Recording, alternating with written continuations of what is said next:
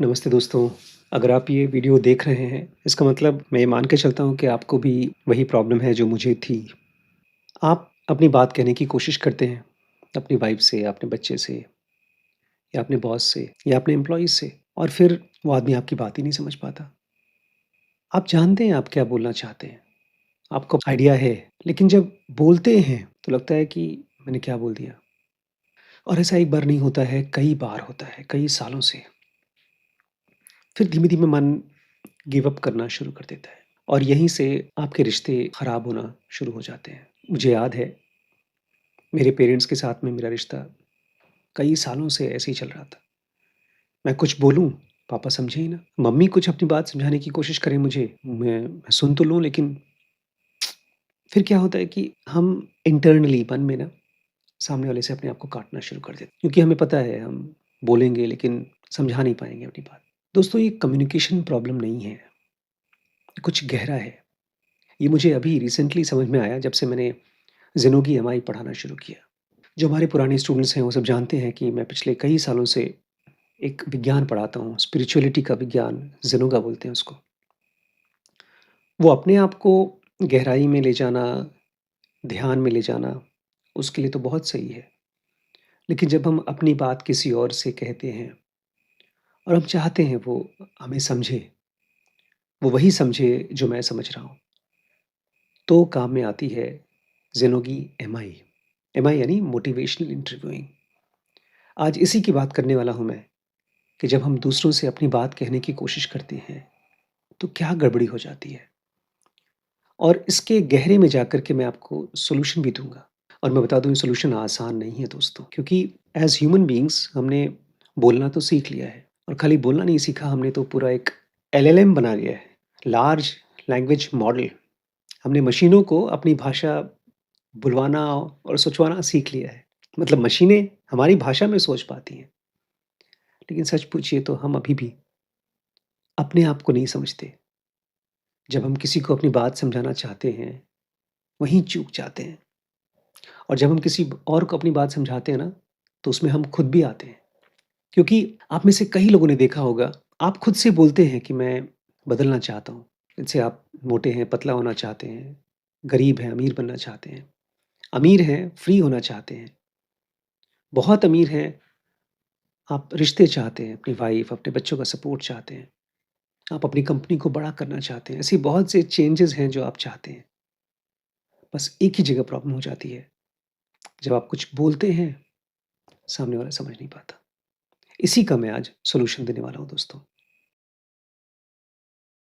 सबसे पहली बात तो दोस्तों, इसको कम्युनिकेशन प्रॉब्लम मत बोलिए, क्योंकि मैंने बहुत सी किताबें पढ़ी हैं। इनफैक्ट मैंने एक सीरीज़ बनाई है, उसमें भी मैंने कम्युनिकेशन को कैसे ठीक किया जाता है, उसके ऊपर बात की है। बट अब मुझे समझ में आता है ये कम्युनिकेशन प्रॉब्लम नहीं है। ये है थिंकिंग कॉन्फ्लिक्ट। हमारा ब्रेन एक साथ मल्टीपल चीज़ें बोलता है।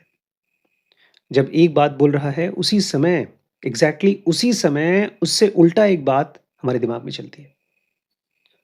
आप एक डिसीज़न लेते हैं कि मैं लेट्स से ये बिज़नेस चालू करूँगा या मैं इस आदमी को हायर करूँगा। वो तुरंत बात शुरू हो जाएगी, क्या ये आदमी के ऊपर भरोसा कर सकता हूँ मैं? क्या ये बिज़नेस चलेगा अभी? तो ये ऐसा है जैसे कि आप एक बात अभी बोलने वाले थे, तब तक से उसकी दूसरी उल्टी बात इसको काटने के लिए मन में आ गई। तो देखा जाए तो आपका माइंड एक ऐसा कमरा है जिसमें मल्टीपल स्पीकर्स हैं। एक स्पीकर को परवाह नहीं, एक और स्पीकर चल रहा है सामने। एक स्पीकर है जो बड़ी इंटेलिजेंट बातें करता है, समझाना चाहता है, अपनी टीम को समझाना चाहता है कि तुम लोग कैसे ज़िम्मेदार बनो। अपने बेटे को समझाना चाहता है कि अब तुम बहुत पढ़ाई कर चुके हो, आ जाओ फैमिली बिज़नेस सँभालो। अपनी वाइफ़ को समझाना चाहता है कि तुम ये बहुत खर्चे करती हो, ये बहुत खतरनाक है क्योंकि बिज़नेस करना सीखो, कल को मैं रहूँ ना रहूँ। लेकिन जब वो बोलता है, तो गुस्सा करता है, नाराज़ हो जाता है। वो चाहता तो है सही चीज़ समझाना, लेकिन एक तरफ से समझदारी वाली बात आ रही है, दूसरी तरफ से गुस्सा निकल रहा है और तीसरी तरफ से ज़रूरत निकल रही है। उसको अपने बेटे की ज़रूरत है, उसको अपनी वाइफ़ की सपोर्ट की ज़रूरत है। वो बेचारा थक गया है। वो ये बताना चाहता है कि मैं थक भी गया हूँ। तो आपके ब्रेन में थिंकिंग कॉन्फ्लिक्ट चल रहा है। एक साथ मल्टीपल बातें चल रही हैं। इसलिए जब आप अपनी बात सामने रखते हैं, तो बात ऐसा हो जाता है जैसे कि दूध में पानी मिला, कोको कोला मिला, चाय मिली, सब्ज़ी मिल गई है, सब कुछ मिल कर के बाहर निकलता है। अब एक एग्ज़ाम्पल देता हूँ मैं आपको। कुछ दिन पहले मुझे एक भाई साहब ने फ़ोन किया अपनी वाइफ़ के बारे में। बोलते हैं जब भी मैं अपनी वाइफ़ से ईमानदारी से बात करता हूँ तो वो चिढ़ जाती है। मैंने पूछा क्यों क्या हुआ? बोलते हैं उसकी कुछ हरकतें ऐसी हैं जो मुझसे बर्दाश्त नहीं होती, क्योंकि वो हैं ही गलत। तो मैं उसको साफ-साफ बोल देता हूँ और जैसे ही मैं बोलता हूँ, वो चिढ़ने लगती है। जबकि वो ही मुझसे बोलती है तुम अपने मन की बात मुझसे करो और जब मैं मन की बात करता हूँ, तो चिढ़ जाती है। मैं अपनी पूरी बात बोल भी नहीं पाता हूँ। तो ये भाई साहब के दिमाग में क्या हो रहा है? एक पार्ट बोलता है, जो कुछ भी तुम्हारे मन में है साफ-साफ ईमानदारी से बोल दो। दूसरा पार्ट बोलता है कि अगर कुछ भी बोला, तो जैसे पहले हुआ था वैसे फिर से हो जाएगा, लड़ाई हो जाएगी, चिढ़ मचेगी। और तीसरा एक और पार्ट है, वो सोचता है कि अगर मेरी बात को ये गलत समझ गई तो? कहीं ऐसा ना हो कि एक लॉन्ग टर्म स्कार बन जाए, मेरे और इसके रिश्ते में तो वैसे ही दरार पड़ी हुई है। ऐसा ना हो जाए कि हम लोगों का सेपरेशन ही हो जाए। अभी एक छोटा-सा एग्ज़ाम्पल मैंने घर का लिया है। ऐसा ही बहुत जगहों पर होता है। कंपनीज़ में होता है जब एक बहुत अच्छा एम्प्लॉयी आता है, बोलता है आपसे कुछ कि सर मुझे रेज़ चाहिए या मुझे मुझे फ्री टाइम चाहिए, छुट्टी चाहिए या ऐसी कोई डिमांड करता है। आप उसको बोलते हैं तुम्हें समझ में नहीं आता, ऑलरेडी कंपनी क्राइसिस में चल रही है और इस तरह से आप अपनी बातें समझाने की कोशिश करते हैं और वो चिढ़ जाता है। अगले दिन आता है अपनी रिज़ाइन कर देता है। कन्फ्यूज़्ड कि आप नहीं चाहते थे कि वो निकले। फिर आपको फ़ोन करके बोलने की कोशिश भी करते हैं कि वापस आ जाए, लेकिन आप जानते हैं आप बॉस हैं, आप उससे भीख नहीं माँग सकते। तो इस प्रोसेस में जो आपकी कोर प्रॉब्लम है पहले उसको समझिए। वो है अंदर की कॉन्फ्लिक्ट चलना, लेकिन वो अनकॉन्शियसली चलना। आपको पता नहीं चल रहा है कि अंदर क्या हो रहा है। जैसे एक मशीन होती है ना, कार है, लैपटॉप है, घड़ी है, इसके अंदर की मैकेनिज़्म हम जानते हैं कैसे काम करता है। इसलिए कोई पुर्ज़ा खराब हो गया तो हम उसको बदल सकते हैं। लेकिन मन के अंदर जब कोई चीज़ चलती है और एक साथ मल्टीपल चीज़ें चलती हैं, उसको समझना थोड़ा-सा बारीक काम है दोस्तों। और अगर उसको आप समझते नहीं हैं, तो केवल चिल्लाहट बाहर निकलती है। एक ऐसा रिश्ता बनता है, जिसके साथ भी आप रहते हैं, जो नासूर बन जाता है। आप उस आदमी के साथ रह भी नहीं पाते, छोड़ भी नहीं पाते। मुझे याद है एक कपल है, उनकी शादी को हो चुके होंगे करीब 30 साल। दोनों हस्बैंड-वाइफ बहुत प्यार करते हैं एक-दूसरे को, लव मैरिज हुई है और अभी रिसेंटली उनकी वाइफ बहुत बीमार पड़ गई थी। तो अचानक से जब वो अपने हस्बैंड के रूम में गई, तो उनके हस्बैंड रूम में है ही नहीं, बाहर निकल के कहीं चले गए। परेशान होकर के उन्होंने अपने हस्बैंड को फ़ोन किया, फ़ोन स्विच ऑफ। वो बेचारी यहाँ जाए, वहाँ जाए, अपने सभी फ्रेंड्स को फ़ोन किया जहाँ-जहाँ वो हो सकते थे। किसी को पता नहीं कहाँ गए। काफ़ी टाइम हो गया तो उनके एक फ्रेंड की वाइफ़ ने बताया कि तुम्हें पता नहीं, मेरे हस्बैंड, तुम्हारे हस्बैंड और एक और 3 लोग मिलकर के फॉरेन ट्रिप करने गए हैं। सोचिए, सुबह-सुबह भाई साहब उठे हैं, सामान पैक किया, अपनी वाइफ़ को बताया भी नहीं कि मैं फॉरेन जा रहा हूँ। रात को उनका फ़ोन आया कि मैं भी फॉरेन में हूँ, तो मैनेज कर लेना, मैं 3-4 दिन बाद वापस आऊँगा। इतना रोई उनकी वाइफ़, गुस्से में थी, बोलती हैं कि मैं अब इस आदमी के साथ रहूँगी नहीं। मेरी भी बात हुई उनके हस्बैंड से, उनके हस्बैंड बोलते हैं इसकी तो यही आदत है, दिमाग खराब है उसका, क्या मैं अपनी ज़िंदगी ना जीऊँ? जिन-जिन लोगों ने भी इस बात को सुना, सब शॉक्ड हो गए और ये दोनों हस्बैंड-वाइफ जब दोबारा मिले, जब उनके हस्बैंड वापस आ गए, तो इतनी गंदी लड़ाई हुई है, जितनी गंदी आप सोच सकते हैं उतनी गंदी। बस मारपीट की नौबत नहीं आई। कल्चर्ड लोग हैं, पढ़े लिखे लोग हैं, लेकिन छोड़ भी नहीं पाते एक-दूसरे को। क्योंकि हमारे ब्रेन में ना सामने वाले के लिए एक ऐसा रिश्ता बन जाता है, जैसे एक शराबी का शराब से उस आदमी की आदत पड़ चुकी है और हम उसको सुधार भी नहीं सकते। जो कुछ भी बोलते हैं, उसको समझ में नहीं आता। दोस्तों, इस कंडीशन को मैंने बहुत साल जिया है। अपनी वाइफ़ के साथ नहीं, इसके पहले ज़ेनोगा आने के पहले। लेकिन पिछले करीब 4-5 साल से मैं अपने स्टूडेंट्स जो भी हमारे ज़ेनोकीज़ हैं, उनको जब मैं समझाने की कोशिश करता हूँ कि आप ज़ेनोगा पढ़ चुके हैं, अब दूसरे को कैसे आप हेल्प करेंगे, गाइड करेंगे, तो मैं उस तरह से समझा नहीं पा रहा था। अब मुझे रियलाइज़ हुआ कि ये क्यों हो रहा था। ये वर्ड्स की प्रॉब्लम नहीं है। ऐसा नहीं होगा कि मैं उनको एक-एक वर्ड सिखा दूँ, तो सीख लेंगे, जान जाएँगे। ये प्रॉब्लम मेरे ब्रेन की है, क्योंकि हमारा ब्रेन क्लैरिटी के लिए नहीं बना है। ये बना है सर्वाइवल के लिए, अपने आप को सेफ बनाने के लिए। इसलिए जब आप अपने वाइफ़ से, हस्बैंड से, बेटे से या किसी से भी लड़ाई करते हैं ना, उस लड़ाई के दौरान आप अपने आप को बचाने की कोशिश कर रहे हैं। कहते हैं offence is the best defence, कि जब भी हम किसी को डाँट रहे हैं तो बेसिकली हम अपने आप को बचा रहे हैं। इसके साथ-साथ 2-3 और चीज़ें हैं। ये ब्रेन क्यों बना है? जब भी हम किसी से अपनी बात कहना चाहते हैं तो 3-4 चीज़ें हमेशा हमारे मन में चलती रहती हैं। आप प्लीज़ इसको ऑब्ज़र्व करिएगा, मेरी बात पर भरोसा मत करिएगा। हमारे मन में चलता है कि यार ये आदमी के साथ बात करूँगा तो कहीं ऐसा ना हो जाए बहस हो जाए। दूसरा कि कहीं ऐसा ना हो मेरी इज़्ज़त कम हो जाए, ये आदमी अगर मुझे अप्रूव नहीं किया तो। और तीसरा हम लोगों को हमेशा डर होता है कि हम कमज़ोर ना दिखाई दें। इसलिए हम 3 बहुत बड़ी गलती करते हैं दोस्तों। जब भी हम किसी को अपनी बात समझाना चाहते हैं, तो आप चाहे इसको नोट कर लीजिए, क्योंकि भूल जाएँगे। और मैं चाहूँगा कि आप इसको मोस्ट इम्पोर्टेंट कन्वर्सेशंस में इसको देखें। हम 3 गलतियाँ करते हैं, ओवर एक्सप्लेन, अंडर एक्सप्रेस और स्टे साइलेंट। या तो हम अपनी बात को बहुत ज़्यादा एक्सप्लेन करते हैं या हम ठीक तरीके से एक्सप्रेस नहीं करते, बहुत कम बोलकर छोड़ देते हैं, सोचते हैं चलो, या तीसरा हम बोलते ही नहीं। अब सॉल्यूशन क्या है इसका? 90% जब आप इसका सॉल्यूशन खोजते हैं तो ज़्यादातर लोग यही बोलते हैं कि तुम्हें अपनी वाणी ठीक करनी पड़ेगी, अपने शब्दों को ठीक करना पड़ेगा। सही वोकैब्युलरी लेकर आओ, रिस्पेक्टफुली बात करो, इज़्ज़त से बात करो, अपने शब्दों को तौल-तौल के बोलो। कहा भी जाता है ना कि मुँह से निकले हुए शब्द, ज़ुबान से निकले हुए वर्ड्स और कमान से निकले हुए तीर कभी वापस नहीं लिए जा सकते, ऐसी कहावत है। तो हम लोग भी तौल-तल के बात करते हैं। इसमें गलती पता है क्या है दोस्तों? आप आउटपुट को ठीक करने की कोशिश कर रहे हैं, जबकि प्रॉब्लम है सोर्स के साथ।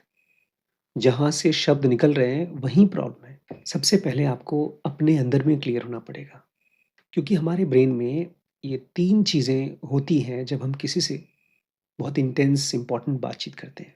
3 चीज़ें नहीं होती, देखा जाए तो 3 तरफ से पुल होता है, खिंचाव होता है हमारे मन में। एक तरफ हम क्या चाहते हैं, व्हाट वी वांट, दूसरी तरफ व्हाट यू फियर, आपको किस चीज़ से डर लगता है। मैं अपनी वाइफ़ से बात कर रहा हूँ, मैं क्या बोलना चाहता हूँ, एक तरफ तो ये है। लेकिन साथ ही साथ मुझे पता है कि ये बोला तो लड़ाई हो जाएगी, तो ये आपका फ़ियर है, तो एक तरफ ये खींचता है। तीसरा और मुश्किल है, व्हाट अदर्स एक्सपेक्ट, कि जो मैं बोल रहा हूँ, सामने वाला मुझसे एक्चुअली क्या एक्सपेक्ट कर रहा है बोलूँ। इसलिए बहुत सी लड़ाइयाँ तो इसलिए हो जाती हैं हस्बैंड वाइफ़ के बीच में या लोगों के बीच में कि सामने वाला आपसे एक्सपेक्टेशन ही कुछ और कर रहा था और आपने कुछ और बोल दिया। हम ये भी बोलते हैं कि तुम अगर हमसे एक्सपेक्ट करे थे तो बोलते, लेकिन जैसे आप कन्फ्यूज़्ड हैं अपनी कन्वर्सेशन में, ऐसे ही सामने वाला भी कन्फ्यूज़्ड है। इसलिए दोस्तों जब मैं ज़िंदगी एमआई आपको पढ़ाता हूँ तो उसमें 2 चीज़ें बहुत इम्पोर्टेंट है, आजकल मैं इसको बार-बार बोल रहा हूँ। ये आपको देख कर के पहचानना होगा कि सस्टेन टॉक चल रहा है मेरे अंदर या चेंज टॉक चल रहा है। सस्टेन टॉक मतलब वो बातचीत जो आपकी कंडीशन को ख़राब ही रखेगी, और चेंज टॉक वो है जिसमें आप पॉज़िटिव फ़ील करोगे। आपको एक क्लैरिटी आएगी अपनी बात कहने की या अपने आप को बदलने की। अगर आपके दिमाग में सस्टेन टॉक चलेगा, ये सामने वाला तो मुझे समझता ही नहीं यार, कितना भी बोलो ये तो बेवकूफ़ी है, तो हमेशा कन्फ्यूज़न भारी हो जाएगा, कॉन्फ्लिक्ट बढ़ेगा। और वहीं पर अगर चेंज टॉक बढ़ता है, तो आपको नए-नए आइडियाज़ आएँगे अपनी बात कहने के लिए, नए-नए तरीके भी मिलेंगे। हो सकता है आप शब्दों से ना बोल सकें, अपने चेहरे से, अपनी आँखों से बोल दें या अपनी किसी एक्टिविटी से बोल दें। अब उस सॉल्यूशन पे आते हैं जो बहुत ही मुश्किल है, लेकिन वही है रामबाण। संजीवनी यही है कम्युनिकेशन का। सबसे पहले तो क्या चीज़ इसका सॉल्यूशन नहीं है, आप बैंडेड लगाने की कोशिश मत करिएगा। और बेहतर बोलना और प्यार से बोलना, ये केवल ऊपर-ऊपर का चीज़ है। गहरे में आपको अपने साथ कम्युनिकेशन ठीक करना पड़ेगा, अपने ब्रेन में। जैसे हम दूसरों को कुछ समझाने की कोशिश करते हैं ना, ऐसे ही हम खुद को भी इंस्ट्रक्शंस देते हैं। इन्हीं इंस्ट्रक्शंस को हम लोग ओवरथिंकिंग कहते हैं। जब आप बार-बार एक ही बात दिमाग में चल रही है, वही चीज़ हमारी बिलीफ बन जाती है और वही हमारी लाइफ़ बन जाती है। इसलिए आप खुद से क्या बोल रहे हैं, कौन-सी बातें आपके दिमाग में चल रही हैं, उसका एक तरीका है। ज़ेनोगी एमआई में इसको हम लोग बोलते हैं OARS। बहुत ही सिंपल लेकिन बहुत मुश्किल है, क्योंकि इसको कभी किसी ने किया नहीं। स्कूल में बच्चों को हम लोग सिखाते हैं, प्लस करना सिखाते हैं, माइनस करना सिखाते हैं। कितनी सिंपल चीज़ है, लेकिन ये छोटी-सी चीज़ सीखने के लिए बच्चों को महीनों लग जाते हैं। और बहुत से हमारे जैसे स्टाफ हैं, अगर स्कूल में नहीं सीख पाए हैं, तो उसको कभी सीखते ही नहीं बेचारे। एफर्ट लगता है ना? OARS बेसिकली एमआई में मोटिवेशनल इंटरव्यूइंग में जो एक साइकोथेरेपी है, आजकल की एडवांस साइकोथेरेपी है, उसमें सामने वाले को कैसे बात करें, इसके पहले की तैयारी सिखाता है। ओ मतलब है ओपन एंडेड क्वेश्चंस कि जब भी आप किसी से भी सवाल पूछें, तो इस तरह के सवाल ना पूछें, "तुम्हें काम बोला था ना, क्यों नहीं किया?" इसका आंसर बहुत ही क्लोज़्ड है। वो यही बोलेगा कि टाइम नहीं मिला, समझ में नहीं आया, जाओ नहीं करता। आपके क्वेश्चन में एक ओपननेस होना चाहिए। जैसे अगर यही सवाल मुझे पूछना है कि तुमने ये काम क्यों नहीं किया? तो मैं पूछूँगा यार आज कहाँ थे? क्या कहाँ गए थे यार? आज कहाँ बिज़ी थे? और एकदम क्यूरियोसिटी के साथ में, क्योंकि जब मैं पूछना चाहता हूँ कि तुमने ये काम क्यों नहीं किया? तो मैं सचमुच में जानना चाहता हूँ कि उसने उस टाइम में क्या किया? इसको बोलते हैं ओपन क्वेश्चन। उसके बाद का स्टेप और इंटरेस्टिंग है, उसको बोलते हैं अफ़र्मेशन। इनफैक्ट ये सब पहले बात का नहीं है। आप पहले अफ़र्मेशन कर सकते हैं, बाद में ओपन क्वेश्चन भी पूछ सकते हैं। लेकिन इंटरेस्टिंग चीज़ ये है कि ये सब आपको अपने आप से करना पड़ेगा। अभी बताऊँगा कैसे करेंगे। अफ़र्मेशन में आप सामने वाले से जब बात करते हैं ना, तो सबसे पहले उसकी तारीफ़ करते हैं और झूठी तारीफ़ नहीं करते। जैसे मान लीजिए मैं अपने एम्प्लॉयी से पूछना चाहता हूँ कि तुम आज लेट क्यों आए? तो मैं सबसे पहले तो मैं उसकी तारीफ़ करूँगा। कोई चीज़ जो ईमानदारी से वो करता है, मान लीजिए वो बहुत मेहनती है, वो अपने काम के प्रति बहुत डेडिकेटेड है, वो छुट्टी नहीं करता है, जो ज़िम्मेदारी दो उसको निभाता ही निभाता है। तो सबसे पहले मैं उसकी अफ़र्मेशन करूँगा बिकॉज़ अफ़र्मेशन के ज़रिए सामने वाला खुलता है। जैसे फूल खिलता है, सुबह की सूरज के सामने फूल खिलता है, ऐसे ही जब हमारी कोई तारीफ़ करता है ना, तो हम सेफ़ फ़ील करते हैं और वहीं पर हम अपनी बातें बोल पाते हैं। और तीसरा स्टेप है रिफ्लेक्शन। रिफ्लेक्शन में 2 टाइप के रिफ्लेक्शन होता है। एक एक सिंपल रिफ्लेक्शन, एक कॉम्प्लेक्स रिफ्लेक्शन। वो मैं यहाँ इस वीडियो में कवर नहीं करूँगा, काफ़ी लंबा है। ज़रूरी एमआई कोर्स में हम लोग काफ़ी डिटेल में इसको कवर करते हैं। यहाँ मैं इतना बता दूँ कि सामने वाला जो बोल रहा है, उसका एग्ज़ैक्टली क्या मतलब है, आपको रिफ्लेक्शन से ही मालूम पड़ता है। नॉर्मली तो हम लोग का माइंड रिएक्ट करता है, सामने वाला कुछ बोलता है फिर हम रिएक्ट करते हैं और वहीं से कन्फ्यूज़न चालू हो जाता है। लेकिन रिफ्लेक्शन अलग ही चीज़ है, बहुत ही सिंपल है लेकिन बहुत डीप है। और लास्ट में समराइज़िंग बोलते हैं, OARS का समराइज़िंग, कि जब सामने वाले ने अपनी बात बोल ली, उसके बाद उसकी पूरी बात को मैं समराइज़ करता हूँ कि आपने ये कहा, ये कहा, ये कहा। तो अगर ये चारों चीज़ें आप किसी के साथ करते हैं, अपनी वाइफ़ के साथ, बेटे के साथ, अपने एम्प्लॉयी के साथ, तो आप देखेंगे धीरे-धीरे उसके साथ आपका रिश्ता और मजबूत हो रहा है क्योंकि वो आपसे अपनी बातें बोलना चाहता है। वो आपको अपनी कंडीशन समझाना चाहता है और जो आदमी आपको अपनी बात समझाना चाहता है, उसी से आप अपनी बात कह पाओगे क्योंकि कम्युनिकेशन मतलब two way give and take होता है। अगर मैं अपने पिता से अपनी बात कहना चाहता हूँ, तो मुझे उनकी उनके मेंटल फ्रेमवर्क को समझना पड़ेगा कि वो क्या सोचते हैं। जैसे मेरे पिताजी के 7 भाई हैं, उसमें से 1 भाई उनके सबसे नज़दीक है। ये मुझे बहुत रिसेंटली मालूम पड़ा। 7 सगे भाई जिसमें से 2 भाई एक-दूसरे के सबसे क्लोज़्ड हैं। अब वो 75 इयर्स के हो चुके हैं। इस उम्र में मुझे मालूम पड़ रहा है कि उनके ये चाचा और मेरे पापा बहुत नज़दीक थे। ये मुझे कैसे मालूम पड़ा? OARS के ज़रिए। लेकिन दोस्तों यहाँ पर मैं आपसे खाली ये नहीं कह रहा हूँ कि आपको दूसरों के साथ OARS करना है, रिफ्लेक्शन करना है, ओपन क्वेश्चन करना है, अफ़र्मेशन करना है। ज़िंदगी एमआई में तो ये हम खुद के साथ करते हैं, क्योंकि जब तक मेरा ब्रेन मुझसे सही तरीके से बात नहीं करेगा, वो उसको मैं अगर कुछ एक्सप्लेन कराना चाहता हूँ, मैं चाहता हूँ वो कुछ बोले और सामने वाले को समझाए, वो नहीं कर पाएगा। क्योंकि हमारा ब्रेन एक साथ मल्टीपल स्पीकर्स से बोलता है।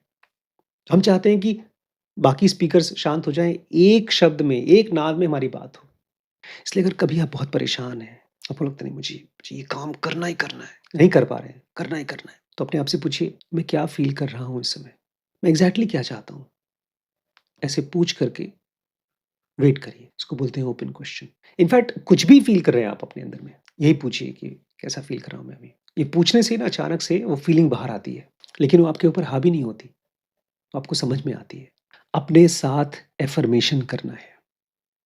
जब भी आपका मन ये कहता है कि यार, मैं अपनी वाइफ़ के लिए अच्छा हस्बैंड नहीं हूँ, मैंने ये गलतियाँ की हैं, या इस कंपनी के लिए मैंने कितनी कोशिश की कि कंपनी ग्रो हो जाए, मैं अपने एम्प्लॉइज़ को ट्रेन कर सकूँ, लेकिन शायद मैं वो नहीं हूँ, मैं इलॉन मस्क नहीं हूँ, मैं अंबानी नहीं हूँ। इस तरह की बातें जब आती है ना, तो खुद को अफ़र्मेशन करना होगा आपको। आपको अपने आप को बताना पड़ेगा कि जो मैं फ़ील कर रहा हूँ ना, ये एक स्टेट है, लो स्टेट है। होता है, सबके साथ होता है, ये भी आती है फ़ीलिंग। और अपने आप को ही ये भी कहना है कि आई अंडरस्टैंड यू, मैं समझ पा रहा हूँ। अपने आप को कहना है कि तुम एक बॉडी हो, माइंड हो, काम करने की कोशिश कर रहे हो, थक भी जाते हो, तुम्हें आराम की भी ज़रूरत है। सोइए अच्छे से, तभी आप अपने साथ रिफ्लेक्शन कर पाएँगे। क्योंकि इंसानों को ना बोलना आ गया है, लेकिन सोचना नहीं आया अभी तक। हम ज़्यादातर बातें बिना सोचे-समझे बोलते हैं। अभी रिसेंटली मेरी मुलाकात एक बहुत बड़े ऑफ़िसर से हुई, गवर्नमेंट के ऑफ़िशियल थे। मैं उनके पास अपना एक इम्पोर्टेंट काम लेकर गया था और ये उनकी ज़िम्मेदारी थी मुझे रिस्पॉन्ड करना। मेरे सामने गाना गा रहे हैं, सीटी बजा रहे हैं, मुझे दिखाने की कोशिश कर रहे हैं कि मैं कुछ नहीं हूँ। मैंने बहुत ही प्यार से उनसे अपना पेपर दिया, उन्हें पढ़ा। ये बात और है, उन्होंने मेरा काम नहीं किया। बट उनकी बॉडी को देख कर के मुझे समझ में आ रहा था कि इनको सोचना नहीं आता। गुटखा खा रहे थे। मतलब एक आईएएस, आईपीएस के लेवल पे आदमी अपनी कुर्सी पर बैठा हुआ है और गुटखा खा रहा था। तो आपको ना आँखें खोल करके रिफ्लेक्शन करना होगा। अपने बारे में कि जो मैं सोच रहा हूँ, जो मेरी स्टेट है, मैं क्या बोलना चाहता हूँ। क्योंकि माइंड आपको बताना तो चाहता है, एक क्लैरिटी चाहता है। इसलिए हमारे ब्रेन में 24 घंटे सबसे ज़्यादा एक्टिविटी होती है। पूरी बॉडी का 20% खाना ब्रेन लेके जाता है। क्योंकि ब्रेन ही जानता है कि वो इस दुनिया को समझता नहीं है, समझने की कोशिश कर रहा है। इसलिए रिफ्लेक्शन बहुत, बहुत इम्पोर्टेंट है दोस्तों। Complex reflection, simple reflection. अभी सुनने में बड़ा साइंटिफिक लगता है, बहुत ही हाई-फाई लगता है, लेकिन है बड़ी सिंपल चीज़। आपको बस मन में चलने वाली बातों को ध्यान से देखना है। हो सके तो उसको रिपीट करिए। दोस्तों, अगर कम्युनिकेशन ठीक करना है दूसरों के साथ और खुद के साथ, तो रिफ्लेक्शन आना चाहिए। बिना रिफ्लेक्शन के आप धीमे-धीमे डिप्रेशन में चले जाएँगे। क्योंकि आपका माइंड, आपकी बॉडी हमेशा कुछ न कुछ बता रहा है। आप जिससे बात कर रहे हैं, वो आपको कुछ समझाने की कोशिश कर रहा है। एक कोड लैंग्वेज है। उस कोड को आप तभी समझ पाएँगे जब रिफ्लेक्शन प्रैक्टिस करेंगे। इसको बहुत डिटेल में हमने कवर किया है सिनो की ईएमआई में। अगर आप खुद को चेंज करना चाहते हैं, अपनी टीम को चेंज करना चाहते हैं, अपनी फैमिली को हेल्प करना चाहते हैं और बेटर होने के लिए, तो ज़ेनो की ईएमआई बहुत, बहुत पावरफुल है दोस्तों। और लास्ट पार्ट है इस प्रोसेस का, ओएआरएस का, समरी। क्योंकि ब्रेन की आदत है चीज़ों को भूलना, चाहे कितनी भी इम्पोर्टेंट चीज़ें हों, बार-बार भूलता है। इसलिए आपको समराइज़ करना होगा। इससे एक और चीज़ होती है, जब आप समराइज़ करते हैं कि आपको क्लैरिटी आती है। आपको ये समझ में आता है कि मैंने एक अच्छी बात कही है, मैंने गहरी बात कही है। मेरे पास आज एक मेरा एम्प्लॉयी आया था, थोड़ा काम चोरी कर रहा था आज, तो बहानेबाज़ी किया उसने, अक्सर वो करते हैं, एम्प्लॉइज़ बहानेबाज़ी करते हैं। अब उनको मैं क्या कहूँ कि वो बहानेबाज़ी ना करे? खाली उसकी कमी निकाल कर उसको दिखाने से वो ज़िम्मेदार नहीं हो जाएगा। मुझे उसके साथ अफ़र्मेशन करना होगा, उसकी तारीफ़ करनी होगी, मुझे उसको ध्यान से सुनना होगा। वो काम पर क्यों नहीं आया, वो भी देखना होगा, प्लस मुझे उसको लॉन्ग टर्म में ट्रांसफ़ॉर्म करना होगा। मुझे ये डिसाइड करना होगा कि ये आदमी काम करने लायक है या नहीं है, निकाल दें। या अगर काम करने लायक है तो क्या ये कोचेबल है या नहीं है? इसको ट्रेन कर सकते हैं कि नहीं कर सकते हैं? मुझे ये भी डिसाइड करना होगा, क्या ये ज़िम्मेदार आदमी है, आज ये अकेले काम कर रहा है, कल को इसके नीचे 10 लोग काम करेंगे तो सँभाल पाएगा उनको? तो ऐसी ढेर सारी चीज़ें आपको तभी समझ में आएँगी जब आप अपने ही ब्रेन में जो भी थॉट्स चल रहे हैं उनको कैटेगराइज़ करते हैं, समराइज़ करते हैं। दोस्तों, कितनी बार ऐसा हुआ है कि आप कन्फ्यूज़ रहे हैं तो कुछ भी बोल दिया है। बोलने के बाद आपने माफ़ी भी माँगी है। माफ़ी माँगने के बाद भी आपको लगता है कि मैं कैसे समझाऊँ अपनी बात? ये कम्युनिकेशन की फेलियर नहीं है, ये इंटरनल कॉन्फ्लिक्ट है। अंदर में एक केओस चल रहा है। ज़ेनुगी वाई में हम आपको सिखाते हैं बात करना नहीं, कैसे अपने ब्रेन के सेंटर्स को अलाइन किया जाता है। अपनी बातें किसी से कहना, उसको समझा पाना, उसके लिए आपको कोई स्क्रिप्ट नहीं चाहिए, कोई ट्रिक नहीं चाहिए कि आप कैसे खड़े हों, कैसे आपके हाथ कैसे हों, कैसे आप कॉन्फिडेंस दिखाएँ, ये नहीं चाहिए। बस अपने अंदर में क्लियर होते जाइए। जितना आपके अंदर में क्लैरिटी होगी, उतना ही वो बाहर दिखाई देगी लोगों को। क्योंकि जब कन्फ्यूज़न निकलता है आपके मुँह से, वो भी साफ-साफ दिखता है। इसलिए इस चीज़ को ध्यान रखिएगा आज के वीडियो के अंत में। जब भी आपके मन में ये बात आए कि यार मैं बोल क्यों नहीं पाता हूँ जो मैं सोचता हूँ। हमेशा कुछ और ही बोल देता हूँ, बोलना कुछ और चाहता हूँ। तो ध्यान रखिएगा, ये प्रॉब्लम ज़ुबान की नहीं है, ये माइंड की है। और एक ऐसी प्रॉब्लम है जो कंप्लीटली ट्रांसफॉर्मेशन ला सकती है आपकी लाइफ में, आपके घर में, आपकी टीम में। क्लैरिटी बाहर आती है जब आपके अंदर क्लैरिटी होती है। दोस्तों, अगर किसी के घर में बहुत प्यार और शांति है, जैसे मेरे घर में है, तो आपके घर में भी पॉसिबल है। अगर कोई आदमी एक छोटी-सी कंपनी को बहुत बड़ी कर सकता है, तो आप भी कर सकते हैं। अगर कोई आदमी अपने 20 किलो कम कर सकता है, 1 महीने, 2 महीने के अंदर में, तो आप भी कर सकते हैं। चेंज ला पाना हर किसी की डेस्टिनी हो सकती है, प्रोवाइडेड सही तरीका मिले। 20 साल पहले सिगरेट था, शराब था, आज स्क्रॉलिंग है, सोशल मीडिया है। जब हम बोर होते हैं, फ्रस्ट्रेट हो जाते हैं, तो अपने आप को एस्केप कराते हैं इन सब तरीकों से। लेकिन जो रियल चेंज आता है दोस्तों, वो तभी होता है जब आप अपने ब्रेन के ऊपर काम करते हैं। उस स्पेसिफिक चीज़ जिसको आपको चेंज करना है, उसके ऊपर काम करते हैं। 1 साल का प्रोग्राम है जो मेरे साथ मैं आपको इनवाइट करूँगा। केवल 100 लोगों के साथ मैं काम करता हूँ। तो अगर आप बहुत सीरियस हैं, तो ये नंबर पे कॉन्टैक्ट करके मालूम कर सकते हैं।